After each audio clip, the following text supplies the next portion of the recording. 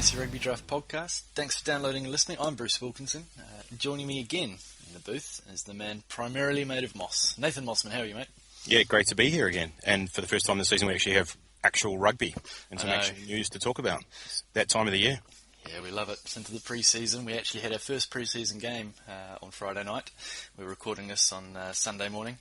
Force and the Brumbies, and we also had a few news yesterday. The Crusaders and the Highlanders had a bit of a run out in Timaru.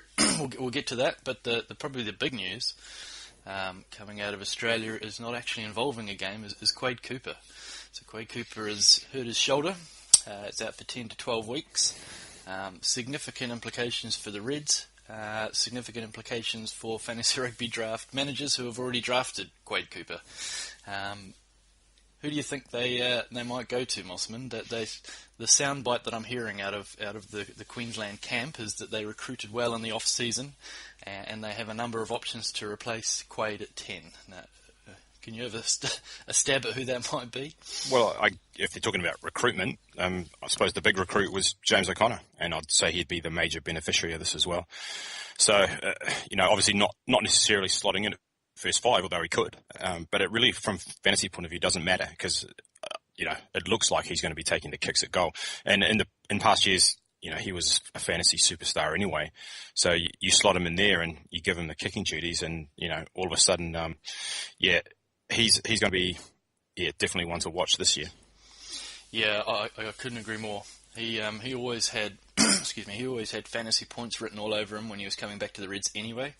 And now that potentially he's got the goal-kicking duties and maybe even directing at 10, is someone to really, really focus on in the draft. We're gonna chat a little bit about your rankings in a second, but I suspect James O'Connor is probably someone that we're gonna touch on in there. Yeah, I mean, outside of him though, in terms of this recruitment that they're talking about, I mean, no names that I recognise. You spotted anybody? No, I actually went through and had a look at who the fly half backup was in Fantasy that got submitted to Sanzar, and I did not recognise the name, and I'm not going to try and butcher it as well. Duncan Paiunga-Ua or something like that, I think it might have been. Him? Him, yes, that's right. Yeah, I think that's okay. Yeah, so I suspect they will tinker around with some of the players that they did buy, and I think the natural progression is just to slot James O'Connor in there. So I guess it's a bit of a waiting brief on that. I spoke to Reg yesterday, and he seemed to think that all will be revealed in the pre-season next weekend, which I guess is probably true. Last year I think they tried Ben Lucas there at 9 and at 10, and I think he's more suited to the halfback position. I think he even may have played fullback at some point as well. So I think he's a little bit of a Tane Randall, but a jack of all trades. So I think as long as James O'Connor is standing and he's fit, I think he'll slot in there at 10. A bit of admin. You can follow us on Twitter at Fantasy Rug Draft. That's Fantasy RUG Draft, or on Facebook, or if you've got a mail, and we actually have one that we'll jump into at the very end. It's support@fantasyrugbydraft.com. Right, so as I mentioned before, in this podcast, we'll have a look at Mossman's top 50. He ranked them on what he knows now, and we'll compare them to what the site has and what the site produced in December, and see if we can tease out some interesting bits for you. So Mossman, if you want to go through your top 10, and then we'll go from there. Sure, absolutely. So from 1 through 10, Bernard Foley, Aaron Cruden, Beauden Barrett, Israel Folau, James O'Connor, Christian Lealiafano, Lima Sapawanga, Mike Harris, Julian Sevilla, and Ben Smith. Well, I guess the first one that jumps out of the page is you got Bernard Foley at 1. So I guess in the mix is Barrett and Folau, and obviously Aaron Cruden. Why did you lean towards Foley? It's really difficult to separate those first three for me. I just thought, and I think we've sort of spoken about it before, just the fact that the Waratahs look like a pretty settled kind of a lineup, and there's no reason to suggest that Foley won't be able to back up what he did last year this year. He's probably, the Australian teams, there's not so much talk about players being rested either. So the chances are, he'll probably play a bit more than Barrett will. And yeah, I think it's just about consistency. If you look at what he did last year compared to what Barrett did, he scored a few tries, and I wouldn't count on him doing that again because tries are a bit fluky, whereas Foley was a bit more consistent. Didn't have the peaks in terms of big games, but always sort of produced at a consistent level. And you're taking that first pick, you just want to lock that in. You want to be able to guarantee that you're going to get those points week after week, and I think that's what Foley's going to give you. Yeah, well, I can't disagree there. When you're picking between those three, as far as we were concerned, you are splitting hairs. You are figuring out the creme de la crop, but you do have to come up with reasons why you want to put them above them. And I think Foley is more of a consistent player than the other two, Cruden and Barrett. I won't disagree. Last year we did some analysis where, excuse me, you look at the top 10 fly halves every week. As a starting play, shall we say, and Foley was in every single game week that he played. He was in the top 10, so he was the only fly half that actually did that. So you talk about consistency, and you certainly have that with him. Yeah, but like you said, you're kind of throwing a blanket over those three, for me anyway.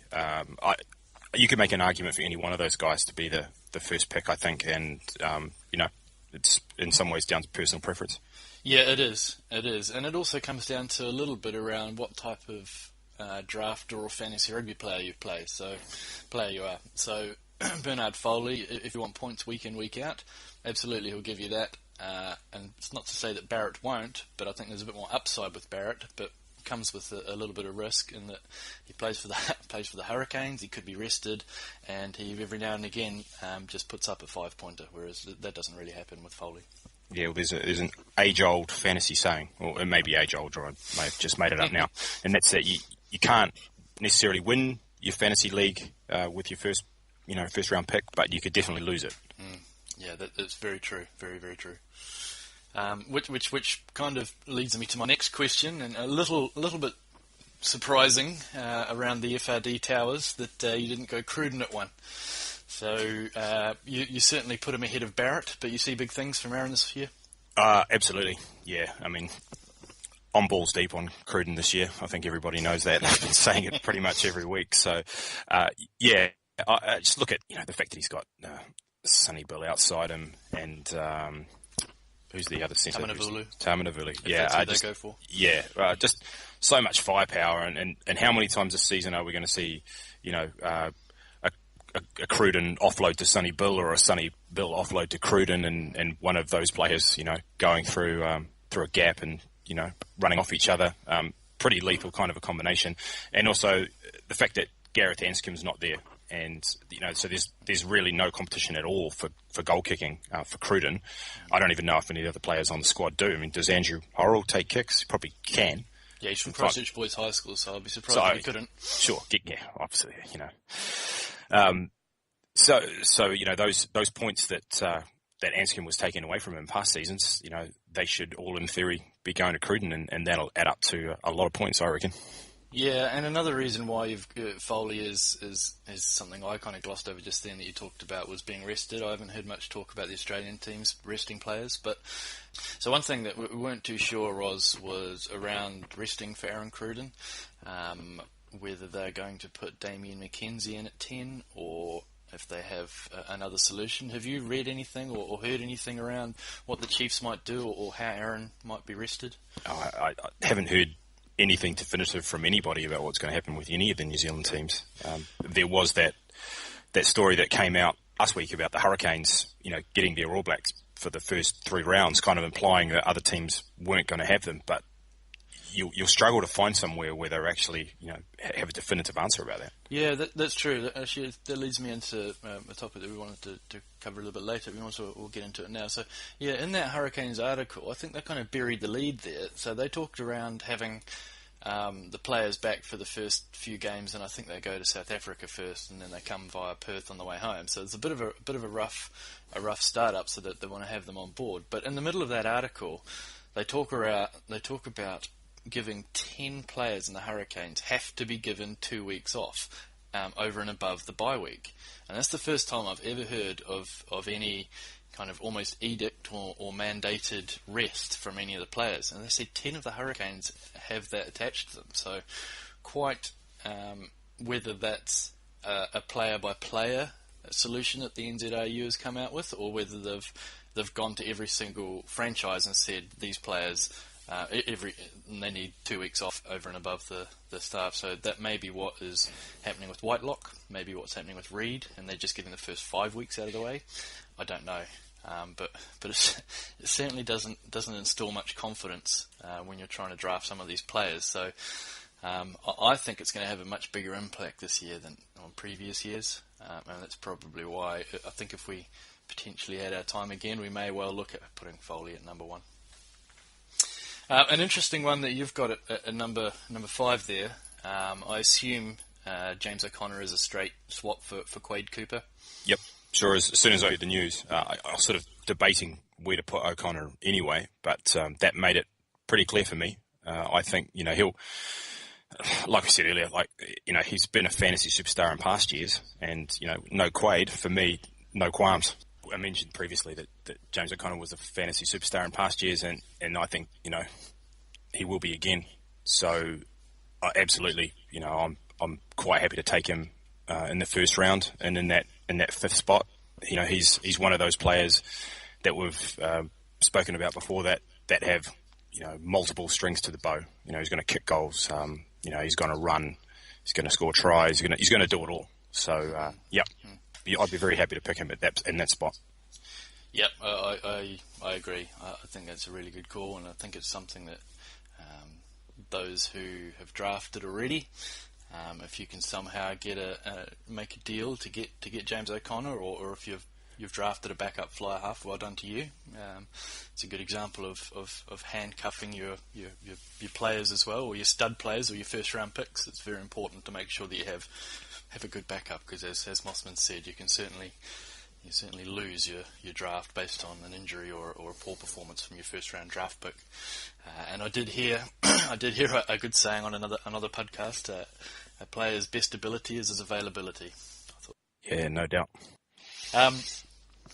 Next on the list is another interesting one. So this is Christian Lealiifano. So for us, when we were making the rankings at start of December, the reason we didn't have Lealiifano as high as this, and I think potentially there could be we need to raise our rankings a little bit, is because at that point we were assuming that Nick White was still taking a lot of the kicks based on the last couple of games of last seasons, where Lealiifano was actually fit but not kicking the goals. But from everything I've heard in the news and from Reg and from yourself, Nathan, it certainly seems as though that he will be the number 1 goal kicker and taking all the kicks. So is that the reason why you've got him just slotted in behind James O'Connor? Yeah, definitely. And once again, another guy that can do everything. He's going to play probably in the 12 jersey, so he'll see a bit of action with ball in hand, and he's going to kick goals as well. Down in the game as a midfielder, so he's going to be right up there, probably well above other midfielders in terms of scoring. So if you can nail him down in the first round, you can pick up so that rush to pick up a first 5, or I'm not going to be, if I don't get one of those first 3 guys, I'm quite happy to sit and wait and maybe pick up a Bosch off, or even a Katrakilis perhaps further down, and then I've got 2 goal kickers in my first 2 rounds, one of them playing out of midfield. Yeah, sorted.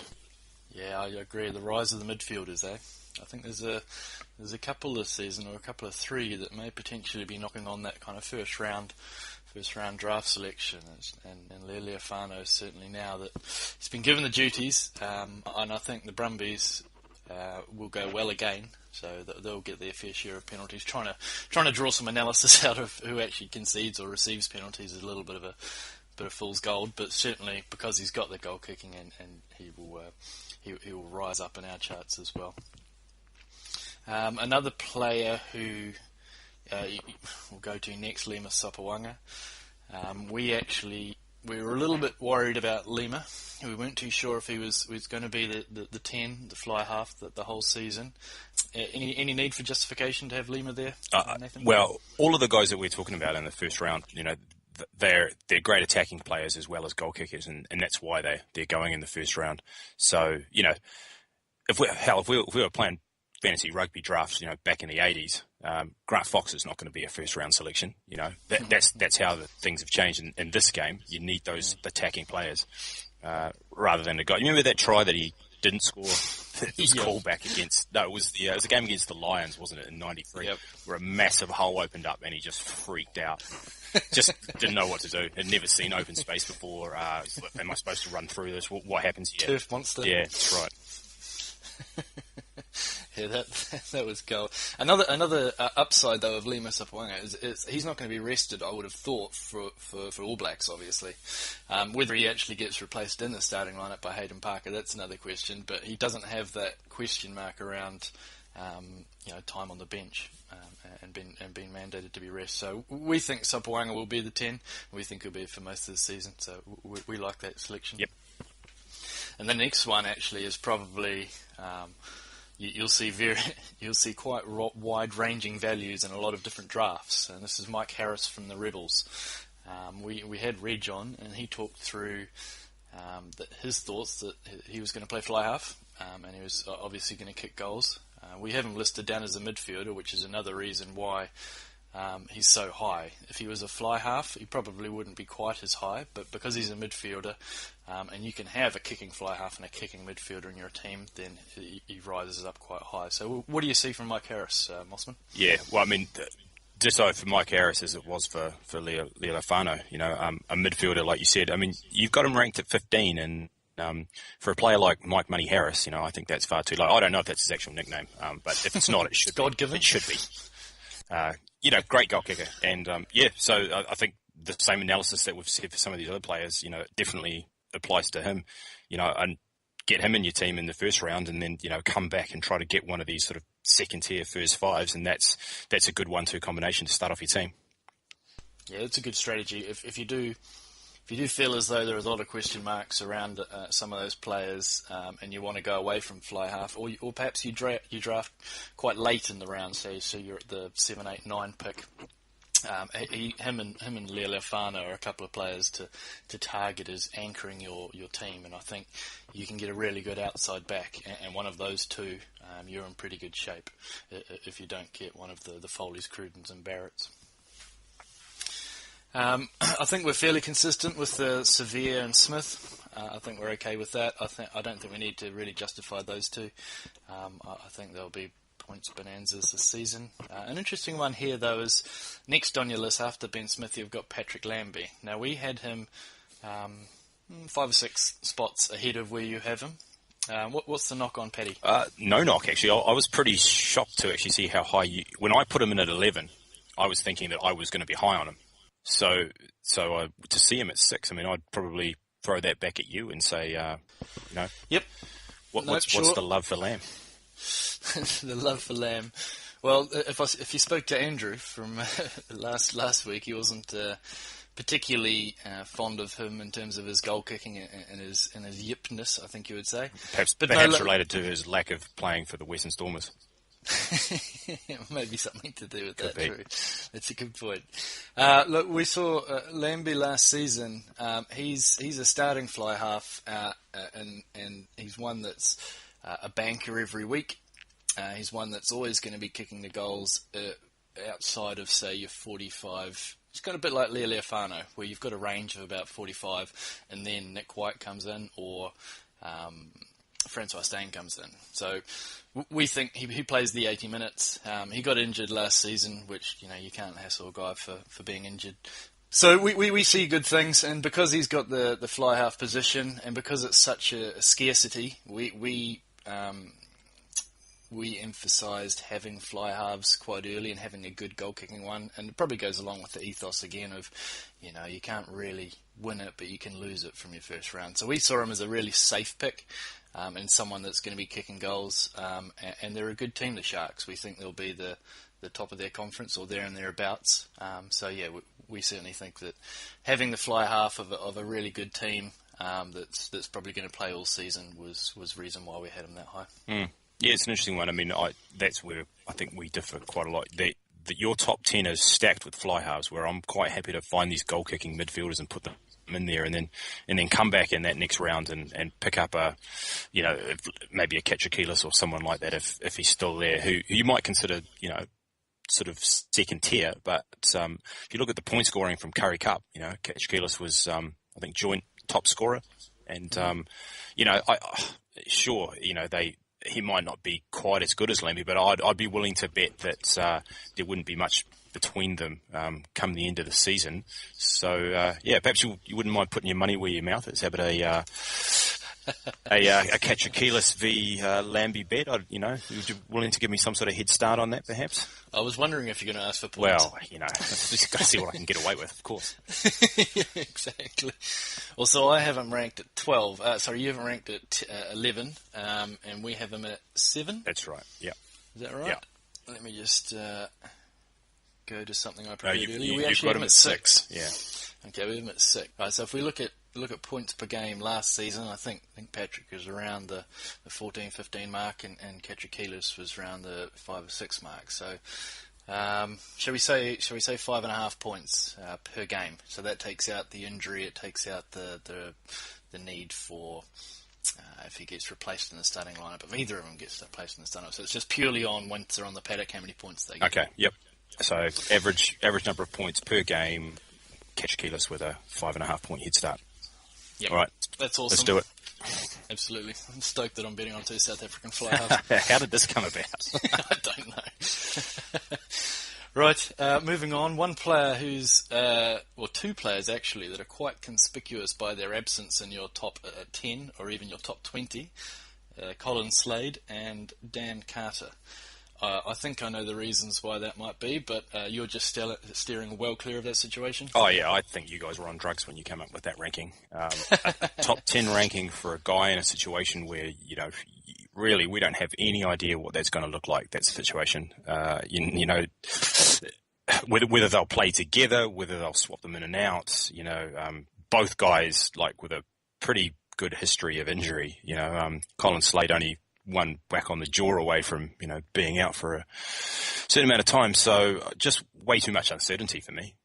So I just personally think that's a crazy ranking. Yeah, we nailed our colours to the mast. We made a decision. We see a lot of rankings that, and it annoys us, where they'll put, say, Carter and Slade back kind of in the 20s. For us, you either need to say yes, we definitively think this is going to be the starting fly half, or no. And in this situation, we said yes, we think he is. We think Colin Slade, certainly at least, is going to be the starting fly half. Now, I guess we're going to end up with a quite significant amount of eggs on our face if it doesn't actually happen. But the upside was also there for Colin Slade. So whenever he actually played and got on the pitch last season, he put up some really... So he was outgunning Bowden Barrett easily last season when he played and took the goal-kicking duties. Now, we think, and our view was, from everything that we haven't heard coming out of the Crusaders camp, that Carter will be eased into it a little bit. Now, quite where he plays, I'm not too sure. All you hear out of him is that he's ready to play and he wants to play first up. But we think that the Crusaders will go with Slade, which is why we have him significantly high. But as you say, it could end up looking a little bit stupid come mid-season when we look back at these rankings. Well, he's your number 7 ranked fly half, and I've got him as the number 9. So not a massive difference there, but he's down 34th overall for me. And I just look at it and think, I'd be quite happy to take, a Boshoff or a Lambie. Sorry, you've got him ahead of those guys as well. But yeah, say Boshoff, for instance, and stack my team with somebody I think I can rely on. You need a steady hand in some of these early rounds, and I just, I don't see it for me. No, look, I agree, and we may have been looking back through rose-tinted glasses because of the season that he did have, the way that he came home. But I think if we were actually drafting, would we select Colin Slade? There, it goes on personal preference. If you, again, we talked about it just before. If you're a bit more of a risk taker, then someone like Colin Slade is certainly that play. But for your first round draft pick, it may not be necessarily the crudest play to put him in there. Yeah, stay off drugs, kids. That's my advice. Don't let things like this happen. Moving down the list, you obviously are still quite high on Fekitoa. You think he can repeat this season? Yep. Don't see any reason why not. Yeah, I tend to agree. You always hear about the sophomore slump and the player that kind of has to regress to the mean, and I'm not sure if that's just something that you throw out there and it actually happens. But I can't see Fekitoa dropping off the radar too much. It's a pretty settled team down there. Quite where he's going to play and who's going to play with, whether it's Jason Emery or how they structure that Highlanders backline, might be a little bit interesting. But they have a lot of firepower out wide as well, so he will be getting a lot of assists, and they're recruited quite well. And if they've got someone like Osborne and Ben Smith there in the Barracuda, then he needs to just make half breaks and they'll finish do the rest. Yeah, he might be. He might be a little bit high in my rankings, having it 14 overall, but he's in that range for me anyway. So if I've been picking him up in the second round, I'm happy with that. Yeah, so we thought that he would be pretty good this season as well, but we also thought that Taman Mavulu from the Chiefs would actually be a little bit higher than him. So we have him behind him now. We haven't really heard out of the Chiefs exactly how they're going to do with the 12 and 13. We think it's going to be Sunnybill and Tamanavulu, but it could easily be Horrell, it could easily be Nanai Williams that slots in there as well. So I think it's a bit of a watching brief, whereas Fekitoa is going to be the starting player, and I don't think there'll be any resting implications for him as well. No, probably not. So I mean, he's got the skins on the wall. He did it last year. Tamanavulu hasn't played a game of Super Rugby. No, we watched him. I just don't see how he could be ranked ahead. Yeah, and again, it probably fits in with the Colin Slade. He's got a ranking. He's got such upside. Tamanavulu is another riskier play, but if you watch the ITM Cup last year, it was incredible. That guy, his ability to get his hands free and just beat the first tackler and defender and get through that tackle was second to none in the competition. He was barnstorming. So you think he'll outscore Fekitoa this year? Yep, I do. You just walked into it. I know where it's coming. Walked into another one here. I'll take this one head to head, though. Yeah, head to head. This is a good one. All right. Yep. You're on. Happy with that. You go Fekitoa, I'll go Tamanavulu. Right. Points per game? Points per game? Yep. Done. Next one. Where am I going to lose my money next? Average points per game. Yeah. Yep. Average points per game. Yeah. Make a note. All right. Looking at another player, you've got ranked 16, and this is an interesting talking point because he obviously wasn't on the radar when we first made these rankings. But Joe Peterson from the Cheetahs. You think he'll be the fly half, and you think that he'll be good? Yeah. Well, Joe Peterson was good in past years when he was in South Africa, when he was playing, and Johan Goosen was handy in playing in that slot for the Cheetahs, and he's gone now, and it's kind of a like for like replacement. Peterson, bit of a dual threat player as well. In past years he's sort of run as well, and obviously a good goal kicker. So yeah, I think he's in that sort of conversation about that tier first five. I don't think there's necessarily a lot of competition for that spot. So when I'm looking at this, I just want to find guys that fairly guaranteed for that spot, and he looks like one of them. So yeah, I think he's probably off the radar for a lot of people, having gone away. But I think if I was picking up, if I, for instance, picked up a Folau or an O'Connor or somebody in that first round, and I was looking for, a fly half in the second round, I'd be happy with Joe Peterson. Yeah, we agree with that. We would put him quite high in the rankings as well. He last season, once Hurson went down, the Chiefs were struggling to find the Cheetahs were struggling to find that fly half. And they went to Elgar Watts and a few other players. We have Elgar Watts listed at 19, so basically we think that the starting fly half for the Chiefs will be a good play anyway. He might be another one of those to select if you've gone for say James O'Connor, Mike Harris, Lealiafano selection in your first round, he might be one to look at coming back to have as your starting fly half. Because Lord knows the Cheetahs get involved in some pretty high scoring games, and they do some quite free flowing rugby. So we think there'll be points there as well. Looking through the rest of your rankings, just kind of handpicking a few of the players that kind of don't necessarily leap off the page, but a couple of interesting ones. You've got Peter Beetham quite high. I think we touched on it briefly when we had Reg on, but you think he's going to be starting winger over Neo Navarro and Rob Horn? Yeah, I've never been a big fan of Rob Horn. I think don't like his lid. Every time his name is mentioned on the show, I have to spit on the floor. It's sort of a ritual of mine. But as far as just pure talent goes, I think Beetham's a far better player, and he's on the end of the back line for arguably the top team in Super Rugby. And yeah, every time I watch him, I think he just looks like a guy with with a lot of fantasy points in him. So yeah, there's no sort of magic formula there about him. Where do you have him ranked? So we have him ranked at 53. So he's behind the likes of the Nholos from the Highlanders, Noya Voru, and Mvovo and Gear. So I think at that point we thought he wasn't going to be, or it was a little bit of a going against everything I said about 10 minutes ago, a little bit of a hedge to say we weren't too sure of that situation. Yeah, I mean, when I look at the rankings, I see that you've got sort of Visanier at 25 and sort of Corey Jane at 29, and I'd say I probably like Peter Beetham more than both of those guys. Not Visanier because of talent, but just because of the situation.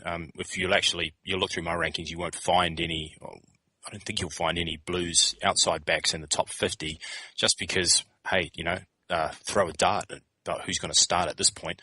At some stage of this season, somebody in that team is going to break out and have a big year, but I've got no idea who that is at the moment. So, it's going to be a case of wait and see, and maybe, after the first couple of weeks, you could be racing to the waiver wire to pick up a Ben Lamb or somebody along those lines. Yeah, I mean, obviously you've got Charles Piatel quite high, but quite who that other winger is going to be. Other than Piatel. Yep. I think, I don't know if it's going to be George Moala, who just got found guilty, so whether he's in the jail or on the training paddock, I guess is anyone's guess. I think the Blues allowed him to come back into training, so I guess they're doing the whole innocent until proven guilty, or until sentenced, I guess. It's probably more relevant in this case. Moving into the midfield a little bit, one player that you didn't have there that we actually see quite big things from this season is the Samu Karibi. Any particular reason why there's no love for Samu? Just the unknown as much as anything else. Sure. We've never seen him. I think he has played maybe a couple of games. Yeah, the last 3 games of last season, he was easily the top scoring midfielder points per game. So whether that's a large enough sample size to base it on a ranking, don't know. I guess we'll find out. But from what we saw, it was very, very, very encouraging. Yeah. So, I'm looking mainly for the guys that have done it before. Like I said, skins on the wall. So, not just the past season, but, even the season before. So, a player like that, versus like a Bernie McCahill, like someone's done it before. Someone who's done it badly before. Yeah, that's right, yeah. Ronnie Clark. Lee Stensness, where do you want to start? Stop. Yeah. I'd quite be interested to kind of go back and collect some of the data on some of these players and see where they sat in fantasy rugby. Lee Stensness would be a classic one, because we do actually get assists for grubber kicks through that lead to tries. So I'll be quite interested to see where he actually turned up. Some of those, I'm sure on a points per game basis, Charlie Reichelman would probably be up there as well. But, didn't play many games. Yeah. That's true. That's your ultimate risk. Yeah, well, that's the thing. If you parts of you start to break off when you take that many steroids, right? allegedly. Exactly. Can we get the legal department to check this? Yeah, we'll Okay, absolutely. One player that I've inexplicably overlooked, that you haven't got ranked in your top 20 at least, is Andre Pollard. Justify it here. Well, to all the South African listeners that are screaming at the yeah, radio I was ready to right take you to task over your ranking for this one as well. So, number 9. So, rumours of the death of Potgieter have been greatly exaggerated, I think. He played in the Currie Cup and was top scorer for the Bulls, I believe. And Pollard was nowhere near that. Now, I understand some of that would have been, because Pollard was maybe away with Springboks. I mean, I don't know, but there's no reason at this stage to think that Potgieter is not going to have a significant role. And that means for me that Pollard at 9 is just way high. It's a situation that I'm going to steer clear of until things become a little bit clearer. And the same sort of thing applies to Ehai West. So those cloudy first 5 situations, I want no part of at this stage of the season I can get a guy that, I know is pretty much going to start in that position. And I keep saying his name, but, Katshikilis, not fashionable, he's not a name when you call it out at the draft and everyone's going to go, oh, great pick. But he's going to play, basically every game, and he's going to be fairly consistent, I think. So at this point, it's, like I said, just too risky. That's what it comes down to. Yeah, look, I don't argue with the too risky call. I think that's fine. I think if you want to steer away from the unknown situations, then that's probably a smart play. I don't disagree with that. I will disagree with the comment that he won't be the starting fly half, or at least there's too much uncertainty there. I think he will be. I don't think there's too much uncertainty around Jacques Louis Potgieter. I think the Bulls want to go towards Andre Pollard. I think the reason he didn't play in the Currie Cup is exactly as what you alluded to. He got told that he's not going to play big minutes. It's similar to a lot of the All Blacks playing the ITM. They were asked not to, and they were away. So I think I think Andre Pollard even. He's got points in him as well, so it's not just so when he's on the paddock, he actually he beats a lot of players. He challenges the line. We saw it quite a lot for the Springboks. Now there is a little bit of an unknown quantity around. He hasn't done it, hasn't proven it at Super Rugby level week in week out. But because he challenges the line and because he gets a lot of those. A lot of meters and line breaks and offloads, as well as being a goal kicker for the Bulls, who we think will go quite well. We think that he will actually be a very strong pick. Now, I look, as I said before, I agree with if you want to move away from unknown quantities at fly half and you want a bit more of a solid pick at your 10, then that's okay. But we just certainly think he's going to be a starting fly half. Do you remember Louis Fauché? I do. See, yes. whatever happened to him? Starting fly half for the Bulls at the start of last year. Yeah. There's a picture of him up on the office wall here that we've got darts in at the moment. How long did that love affair last for? It's actually something that Andrew said during that podcast, just talking about maybe the treatment of first fives in South African rugby generally. Pretty quick to discard them, and don't stick by guys. It wouldn't blow the roof off my doors to see Pollard, maybe have a couple of shockers early on and end up riding the Remu. Yeah, absolutely. Louis Fauché is the epitome of you don't make the club from the top. certainly he had one chance at it, and he just bollocksed it, just completely dropped his bundle, and did they go away with him after 70 minutes, or did he get through a whole game? I can't remember if it was after the first game or not last season, but yeah, they quickly signed Jacques Louis Potgieter and slotted him. See, this is like Eminem getting booed off stage in 8 Mile, right? Except he never came back. Yeah. Actually, I don't know where. I think Louis Fauché might still actually be playing for the Bulls, but yeah. No, look, we think Pollard will be good this season, and I guess it'll be. I guess probably we should put a little bit of money on this then as well. So if we're going, what would be the bet? Would it be Pollard versus Louis Potgieter? Or are we going to lay some points? No, I think this might have to be something along the lines of games started by Pollard. Interesting. Okay, all right. And we won't count injury. So, I mean, would you be willing to say that injury aside, that he would start what are we talking about, a 15-game season? You think he'd start maybe all but 2? Yeah. I think, see, there is an element of resting with him as well leading into it. So, let's say 3. Let's say all 3. Okay, so if we went... Because I have a feeling that as we talked about before, those 10 players are going to need 2 weeks rest aside from the bye week. So maybe a similar thing the South African team. So if we try and remove that from the equation. Sure. So if we said injury not counting, 12 and a half games started, I'll take the under. And this is just starting. This is not fly half or midfield. Just starting. Yep. Which is the most important thing for fantasy rugby. Although, I guess it could be argued that if the both of them on the pitch, it'll be interesting to see who does the kicking. But let's leave it just at over and under 12. Right. Here's one that you might actually win. Boosting confidence for next season's rankings. Looking through your outside back rankings, one player that we really had quite high hopes for this season is James Lowe. We noticed that you have him a little bit lower in the rankings. Is there something we're not seeing, or is it just there's better other outside backs out there? I like James Lowe. I've got him 31st overall, but I've got him at the number 14 outside back, which that's going to make him your number 2 outside back. So that's still pretty high. I guess it's just the fact that there's some proven performers above him.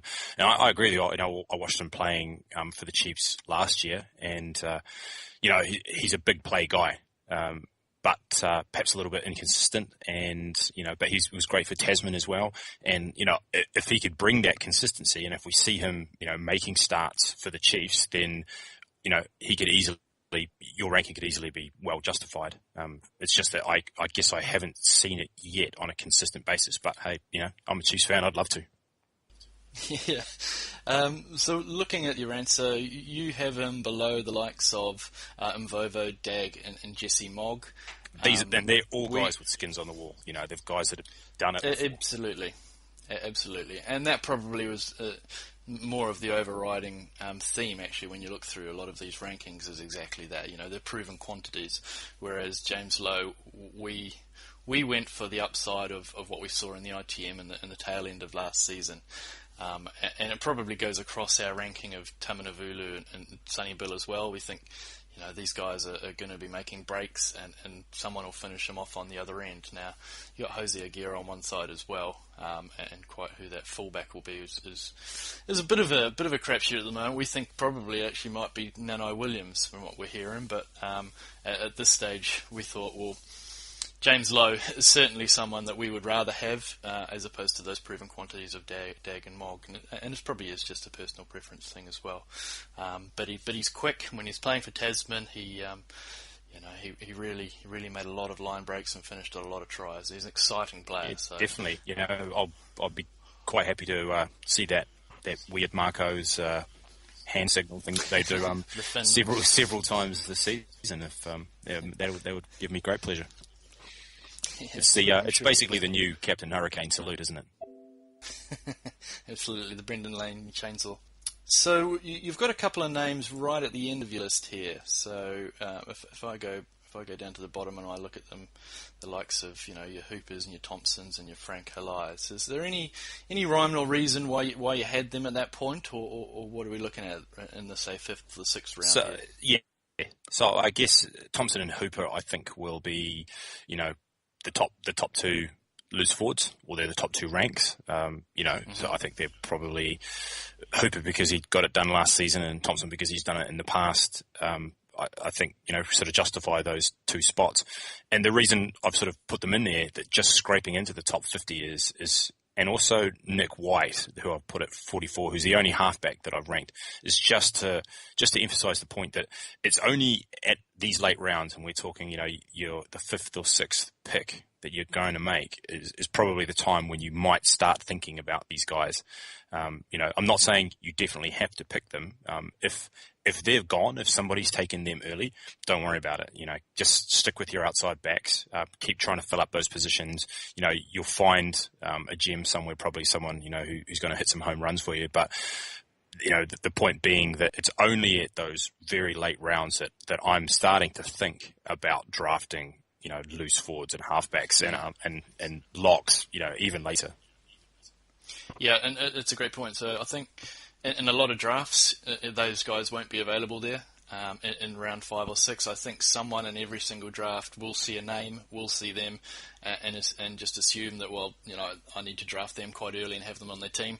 But I think the wise play is exactly what you just said. Let someone else take them, concentrate on your outside backs, midfielders and fly halves, stocking up those, getting some good picks in there, because whilst those two might well be the highest loose forwards, average points per week for Fantasy Rugby Draft, you probably can get away with the difference between picking up a good outside back and a medium outside back because of it.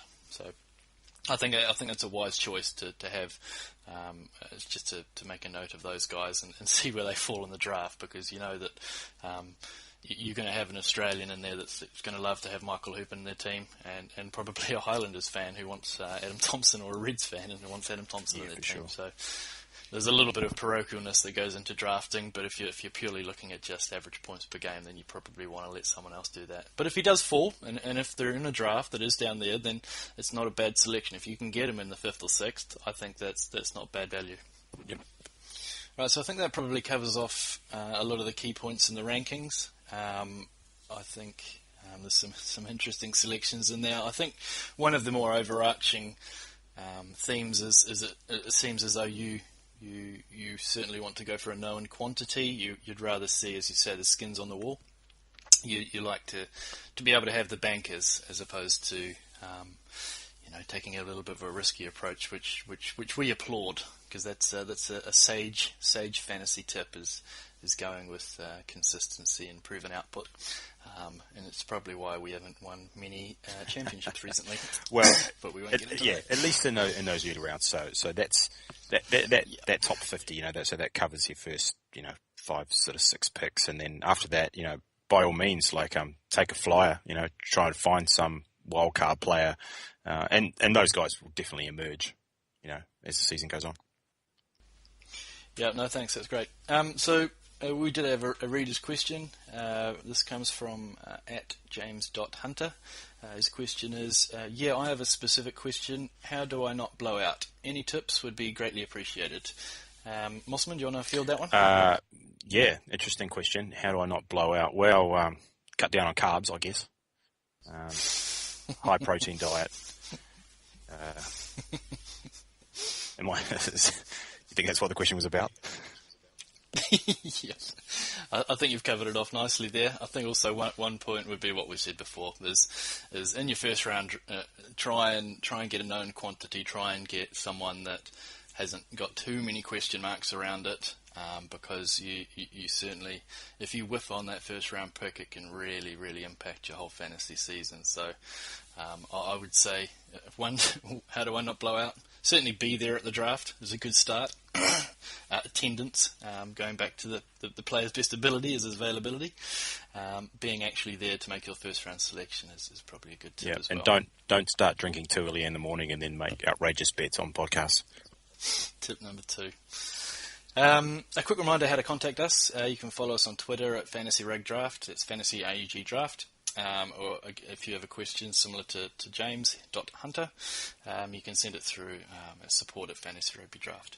Thanks for downloading and listening. I'm Bruce Wilkinson. He's Nathan Mossman. Still working on a sign-off. El Tio Rapido.